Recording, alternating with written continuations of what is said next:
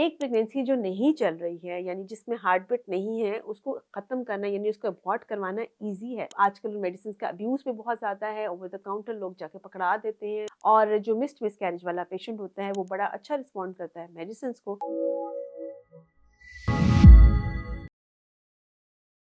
अस्सलाम वालेकुम जी, हमारे पास क्वेश्चन है कि डॉक्टर साहबा मेरा 8वां हफ्ता चल रहा है, हार्ट बीट नहीं आई है, तो क्या मुझे वेट करना चाहिए या खुद ही से अबॉर्ट हो जाएगा या अबॉर्शन की मेडिसिन लेनी चाहिए? अच्छा बेटा, जब भी मिसकैरेज हो जाता है, आपकी केस में एक मिसकैरेज है बेसिकली ये जिसमें हार्ट बीट चली गई है, उसको ज़ाया करने के 3 तरीके होते हैं। एक तो नेचुरल है, ठीक है? स्पॉन्टेनियस जिसको कहते हैं। यानी अगर आप कुछ अर्सा उसको छोड़ देते हैं तो ज़्यादा चांस है कि खुद सब यूट्रस उसको खुद ही रिमूव करने की कोशिश करेगा और ये कि ब्लीडिंग स्टार्ट हो जाती है और अमूमन ऐसे केसेस में देखा गया है कि कंप्लीटली जो है ना वो पूरा का पूरा एक्सपेल हो जाता है, रिमूव हो जाता है। कुछ पीसेस रह जाते हैं जो कि आहिस्ता-आहिस्ता निकल जाते हैं। तो ये किया जा सकते हैं। आप 2 से 3 हफ्ते वेट कर सकते हैं, इसमें कोई प्रॉब्लम नहीं प्रोवाइडेड कि आपका हीमोग्लोबिन लेवल पूरा है, आपका ब्लड ग्रुप जो है आपको पता है वो पॉजिटिव है, आपको किसी किस्म की असिस्टेंस की ज़रूरत नहीं है, आप बहुत ज़्यादा ब्लीड नहीं करते हैं और आप स्टेबल कंडीशन में हैं, तो डेफ़िनेटली आप नेचुरली यानी को वेट कर सकते हैं कि स्पॉन्टेनियसली ये जो है वो खुद ब खुद अबॉर्ट हो जाए। दूसरी सूरत-ए-हाल वो है मेडिसिन्स। मेडिसिन्स भी दी जाती हैं और अब आजकल मेडिसिन्स का अब्यूज़ भी बहुत ज़्यादा है, ओवर द काउंटर लोग जाके पकड़ा देते हैं। नई-नई साइड इफ़ेक्ट्स के बारे में इल्म नहीं होता, उनके कॉन्सिक्वेंसेज़ के बारे में इल्म नहीं होता। एक प्रेगनेंसी जो नहीं चल रही है यानी जिसमें हार्ट बीट नहीं है, उसको ख़त्म करना यानी उसको अबॉर्ट करवाना ईज़ी है, एज़ कम्पेयर्ड कि उस प्रेगनेंसी को जिसमें हार्ट बीट ऑलरेडी मौजूद है।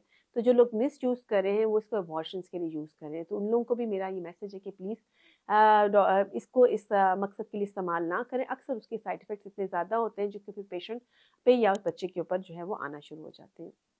दूसरी चीज़ जो है वो हम बात करते हैं मेडिसिन्स के हवाले से तो मेडिसिन्स के कुछ साइड इफ़ेक्ट्स होते हैं जिसके अंदर तेज़ बुखार का होना है, शिवरिंग का होना है, वॉमिट वगैरह, लेकिन ये आर्ज़ी हैं।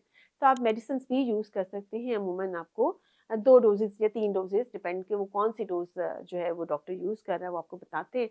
और जो मिसकैरेज वाला पेशेंट होता है वो बड़ा अच्छा रिस्पॉन्ड करता है मेडिसिन्स को।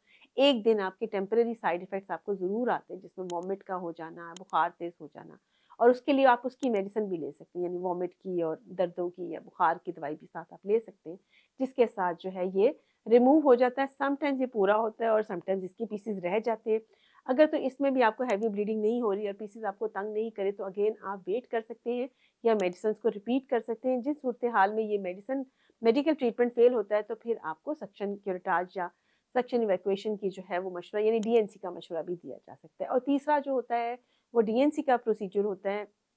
प्लीज़ याद रखिएगा कि जब कभी भी आप डीएनसी या फिर आप जो है एमवीए या सक्शन क्यूरेटाज इनमें से कुछ भी आप चूज़ कर रहे होते हैं तो प्लीज़ डॉक्टर और हॉस्पिटल जो है वो अक्लमंदी से चूज़ करें, चूँकि ये लम्हा जो है वो आपकी ज़िंदगी को ख़राब भी कर सकता है। अगर आप किसी अनट्रेन्ड बंदे के पास या आप किसी ऐसे हॉस्पिटल में जिसमें सफाई की सूरत-ए-हाल नाक़िस है, वहाँ चले जाते हैं तो वो आपकी ज़िंदगी को हमेशा के लिए नुकसान दे सकता है, आपकी बच्चेदानी को, आपके बच्चा पैदा करने की सलाहियत, इवन आपकी ज़िंदगी भी को भी खतरे में डाल सकता है। जब कभी भी ऐसी सूरत-ए-हाल हो, अपने ब्लड ग्रुप का ज़रूर पता रखिए और आपका हीमोग्लोबिन आपको ज़रूर पता होना चाहिए। अगर आपका हीमोग्लोबिन कम है, तो इवन मेडिसिन्स लेना भी खतरनाक साबित हो सकता है। तो जो कुछ भी करना होता है, वो डॉक्टर की निगरानी में ही होता है, ताकि अगर ज़्यादा खून पड़े, तो इमीडिएटली वो उस पे एक्शन ले सकें।